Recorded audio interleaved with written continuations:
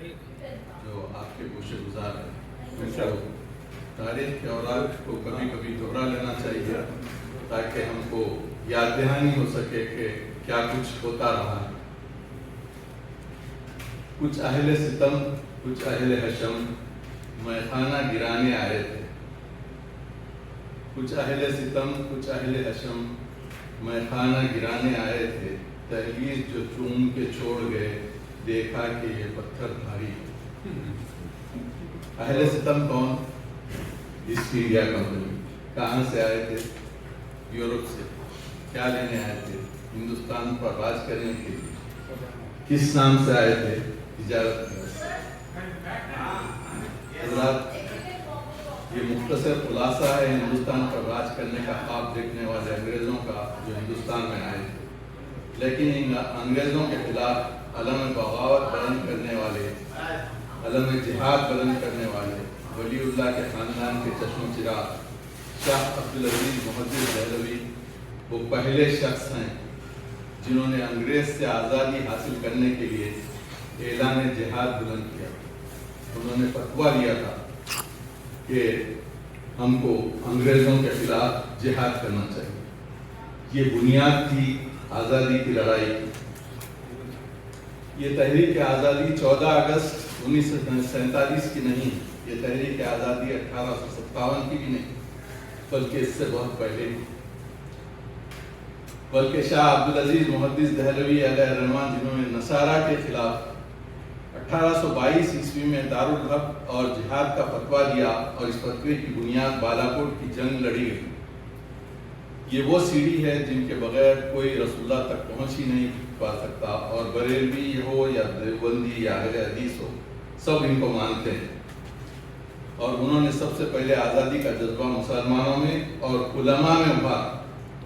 1857 سے 100 سال پہلے فدائے ملت سراج الدولہ کے دادا وردی علی خان نے بنگال میں انگریزوں کو ناکو چنے چبائے۔ ان کے بعد سراج الدولہ نے آزادی کی لڑائی لڑی۔ اگر اپنوں میں منافق نہ ہوتے تو اسی وقت انگریزوں کو ہندوستان سے بھگا دیا جاتا، مگر میر جعفر اور ان کے کچھ ساتھیوں نے بغاوت کی اور جنگ کا پانسا پلٹ دیا۔ یہ سب تاریخ میں لکھا ہے۔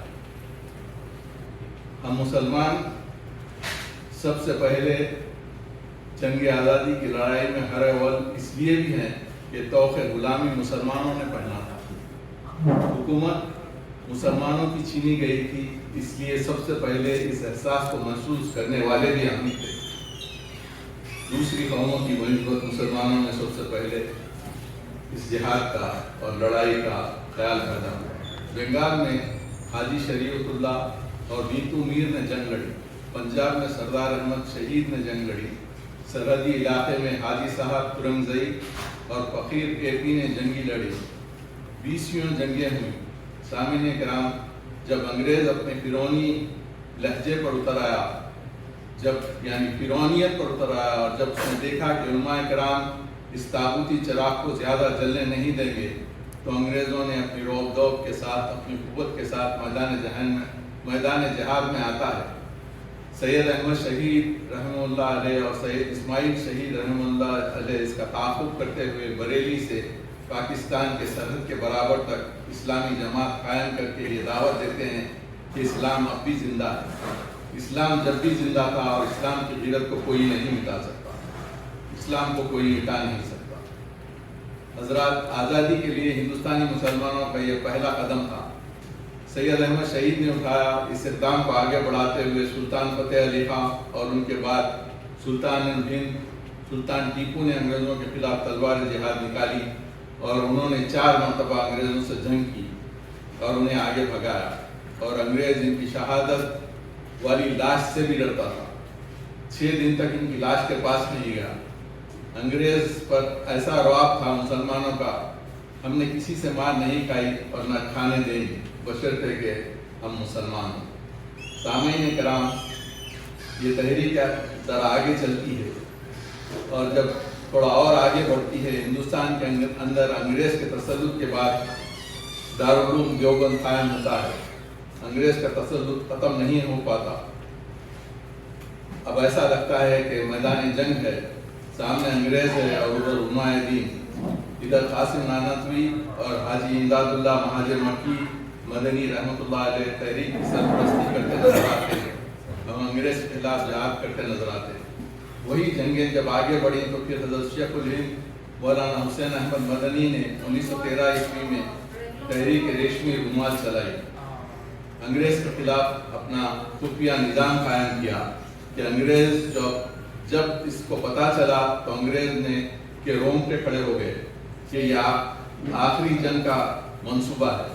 تحریک ریشمی رومال کے عنوان سے بنایا گیا جو ناکام ہوئی، اس کے بعد ہم عسکری جنگ سے سیاست کی طرف منتقل ہوئے۔ سامعین کرام، یہ تحریک جب آگے بڑھتی ہے انگریزوں کا تسلط اور بڑھ جاتا ہے۔ 1857 عیسوی میں مسلمانوں نے دوسری قوموں کو بھی اپنے ساتھ شامل کیا، کیونکہ اس وقت کی لیڈرشپ نے یہ محسوس کیا کہ اب وقت آ چکا ہے انگریزوں کی پالیسی کو مات دی جائے، کیونکہ انہوں نے ڈیوائڈ اینڈ رول کی پالیسی اختیار کی۔ تو مسلمانوں نے سوچا کہ مل جل کر لڑائی لڑی جائے۔ اس وقت تک 1.5 لاکھ مسلمانوں کا قتل ہو چکا تھا اور 50,000 مدارس طلباء کے شہید ہو چکے تھے۔ لہو وطن کے شہیدوں کا رنگ لایا ہے، اچھل رہا ہے زمانے میں نام آزادی، نام آزادی۔ ان کے بعد تحریک آزادی اور آگے چلتی ہے۔ یوسف مہر علی خان نے ہندوستان چھوڑو کا نعرہ دیا۔ ہندوستان چھوڑو جو تحریک کوئٹ انڈیا موومنٹ تھا، اس کو دینے والا بھی مسلمان ہی تھا، یوسف مہر علی خان۔ اس کے خلاف انگریزوں کا ساتھ دینے والے کا نام ساورکر تھا، جسے آج ویر بنا دیا گیا اور جو کہ اصل قوم کا غدار تھا۔ RSS انگریزوں کے ساتھ کی اور کبھی لڑائی کی آزادی میں حصہ نہیں لیا۔ علماء کرام دبائے جاتے رہے، روزانہ 100 سے زیادہ علماء قتل کیے جاتے تھے، ٹوپی اور داڑھی اور والوں کو درختوں کے ساتھ لٹکایا جاتا تھا۔ معزز سامعین کرام، یہ تحریک آگے چلتی ہے۔ 14 اگست 1947 اس کے بعد آتا ہے۔ ہجرت کی تاریخ الگ ہے، پاکستان کی تاریخ الگ، مگر جنگ آزادی الگ ہے۔ بہاریں ہم کو بھولیں یاد ہے اتنا کہ گلشن میں گریباں چاک کرنے کا بھی ایک ہنگامہ آیا۔ آئیے ہم ان میں سے کچھ آزادی کے متوالوں کو اس موقع پر یاد کرتے ہیں۔ شاید آپ کے ذہنوں میں ان لوگوں کے نام ابھی بھی گونج رہے ہوں گے۔ ان میں ہیں عباس طیب جی، جو 1854 عیسوی سے 1936 عیسوی تک تھے۔ عبد الباری 1892 عیسوی سے 1947 عیسوی تک۔ ابوالکلام آزاد، جن کے بارے میں ہر کوئی جانتا ہے کہ پہلے وزیر تعلیم بھی رہ چکے اور کانسٹیٹیوئنٹ اسمبلی کے بھی کانسٹیٹیوشن بنانے میں انڈیا کے بڑا ہاتھ تھا ان کا، جو مکے کے پیدا ہوئے تھے، بعد میں ہندوستان میں منتقل ہوئے تھے۔ اور خان بہادر اللہ بخش شومرو جو سندھ کے تھے، جنہوں نے آزادی کی جنگ میں حصہ لیا تھا۔ آصف علی کا نام آتا ہے، جو 1888 عیسوی سے 1953 عیسوی تک زندہ رہے۔ اشفاق اللہ خان خیبر پختون کے تھے، جو آزادی کے لڑنے والوں میں آگے رہے۔ بہادر شاہ ظفر کا نام ہے، جو 1775 عیسوی سے 1862 عیسوی تک ان کا زمانہ تھا۔ ان کی مشہور غزل ہے جو سبھی جانتے ہیں۔ بیگم حضرت محل، جو نواب واجد علی شاہ کی دوسری بیوی تھی، جو واجد علی شاہ کے خلاف جب جنگ ہوئی پلاسی کی تو اس کے بعد انہوں نے آزادی کا مورچہ سنبھالا اور لوگوں کو جمع کیا اور کانگریس کے لیے فنڈز اکٹھا کی۔ بی اماں تھیں، جو مولانا شوکت علی محمد علی کی والدہ تھی، انہوں نے آزادی میں کی لڑائی میں حصہ لیا، عورتوں کو جمع کیا اور فنڈ ریز کرتی رہیں۔ ان کا نام بھی مسلمانوں کے آزادی کو لڑنے والوں میں آتا ہے۔ پھر جنرل شاہ نواز خان ہیں، ڈاکٹر مقبول احمد اعجاز ہیں، جو بہار سے مٹھی فنڈ انہوں نے بنایا تھا، گھر گھر جا کر لوگوں سے مٹھی وصول کرتے تھے اور جو لوگ پیسے جمع کرتے تھے وہ جمع کر کے فنڈ ریز کیے۔ اس کے لیے انہوں نے 7 کی پروگرام بھی چلایا تھا فنڈ ریز کرنے کے لیے۔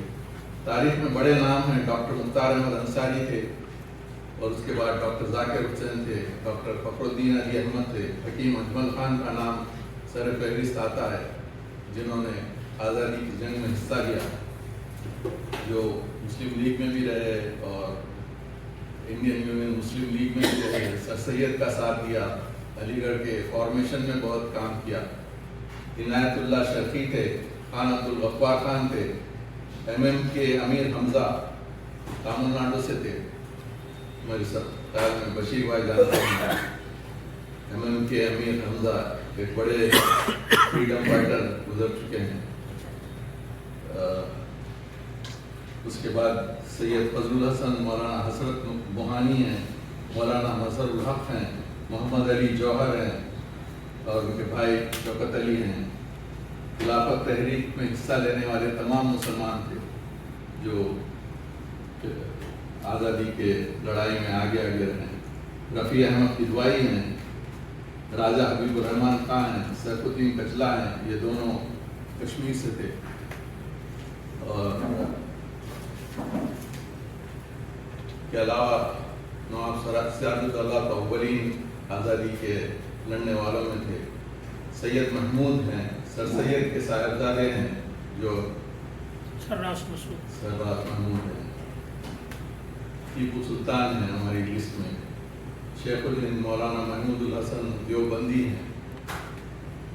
حضرات، ایک بات عرض کرنا ضروری ہے جو ہماری آنے والی نسلوں کو بتانا ضروری ہے کہ آزادی کے لیے جان کی قربانی دینے والوں میں صرف اور صرف مسلمان اور علماء کرام ہیں۔ ہاں، مذاکرات اور ٹیبل ٹاک کی جو ہیں اس کے اندر مسٹر حضرات بہت ہیں، بیرسٹر ہیں، بات چیت کی جب نوبت آئی، مگر اصل جو جہاد کیے اور آزادی کی لڑائی جو شروع کیے اس میں مسلمانوں کا نام سر فہرست آتا ہے۔ اس طرح مسلمانوں کا اور ہندوستان کی دوسری قوم کا جو جوڑ ہوتا ہے اور مسلمانوں کے ساتھ دوسروں نے مل کر آزادی کی تحریک کو آگے بڑھایا، یہ اللہ تعالیٰ نے یہ دو آزاد ملک ہمیں عطا فرمائے، جس میں ایک مملکت خود آزاد پاکستان کی شکل میں عالم وجود میں آئی۔ کچھ بات ہے کہ ہستی مٹی نہیں ہماری، صدیوں رہا ہے دشمن دور زمان۔ آپ کی سماعت کا شکریہ۔